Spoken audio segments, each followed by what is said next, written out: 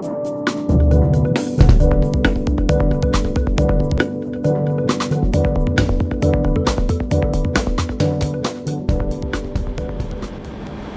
greetings, programs. It's another fine evening. However, I'm not in the best mood ever, and I thought I'd have a little bit of a rant tonight. So for one thing, I have tried 3 times before now to record a vlog about the topic of writer rituals, things you do that are good habits that you built up, things that are kind of particular to you. Now, I want to get to that, but I'm not going to get to it until I get a chance to talk about the thing that's been actually bugging me. And that is that I've talked before about the fact that I have a house and that we're trying to sell it and that it's not doing too well. So I'm actually reaching a point where we were losing confidence in the sale process. We didn't think it was going to sell. So we decided that we needed a contingency plan, and we started asking friends about whether they would rent it, and we started asking around to see what details we could get from rental agencies that might manage the property for us in the event that we keep it, but start getting, rental income off of it. Well, we go through the whole process of investigating several so that we can pick one and be happy with it. And, we want to get the ball rolling because we can't afford to wait much longer, or we're going to run out of chances to get this place rented when we run out of money to keep paying a double mortgage. So we get through the entire process of talking to these people and checking with them about it. We find out that, we pick one that we're happy with. They take pictures of the place. We do a whole agreement. Fucking today, the listing goes live to rent it, and we get a fucking offer in the same day. I should be happy that we got an offer, but now we're on the hook for the marketing cost, if nothing else, that they're going to charge us to have taken all the pictures and done the work to put it up on the market. So, one way or another, we're screwed. Now, I'm trying to be upbeat about it and be like, hey, it's like an insurance policy. In the case that it didn't sell and still doesn't because the offer is just now, in process, then at least we've got another means of getting it, out from under us in terms of financial burden, assuming someone rents it. And so it's I'm trying to treat it like an insurance policy, but the timing, it's just pissing me off.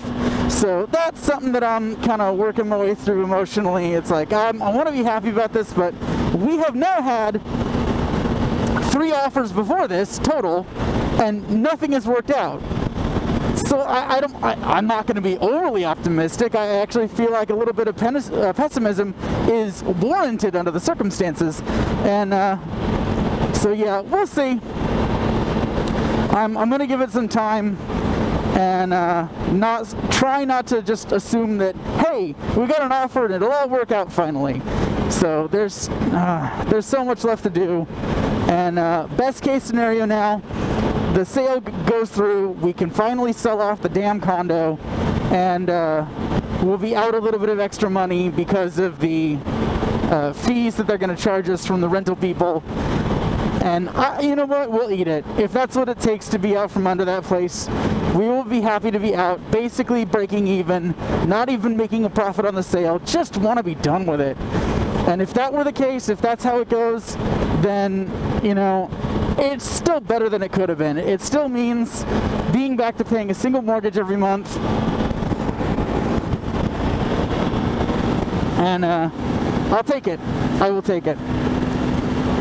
So, what I wanted to talk about, and what I'm happy to get back on the subject of, if my microphone is recording and my camera angle is good and my camera focus is good and all the other things that could have been messing up this recording every other time I've tried it, is the topic of what do you do that you think is like, it's quirky but in a good way. I'll give you an example. One of my habits that I built up after a long time of writing, and a long time, I mean a year of writing, is I always look down at my kickstand when I get off my bike. Now, why do I do that? It's weird, to be sure, but there is a method to the madness. And that is that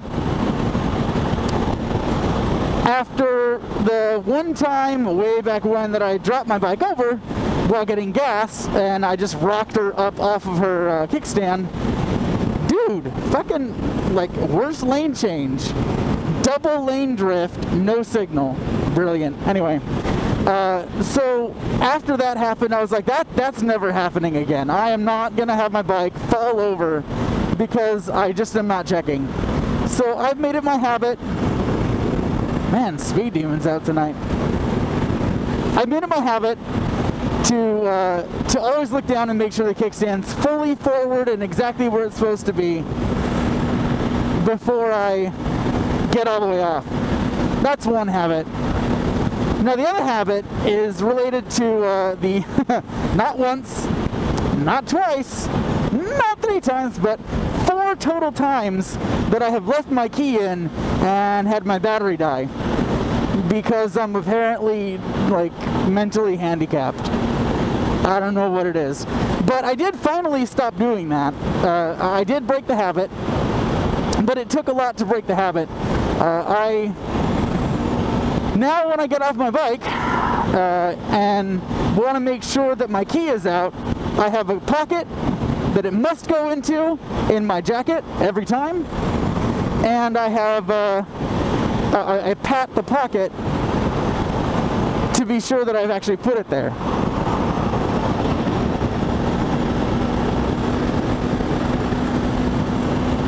So that's it. Those are my habits. I feel like I should have another one to help me make sure that I always turn off. Yeah.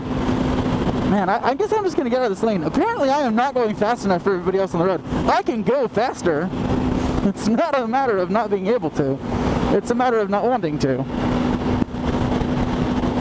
So here's an example. I mean, obviously we're with it right now, but I'll go ahead and get over.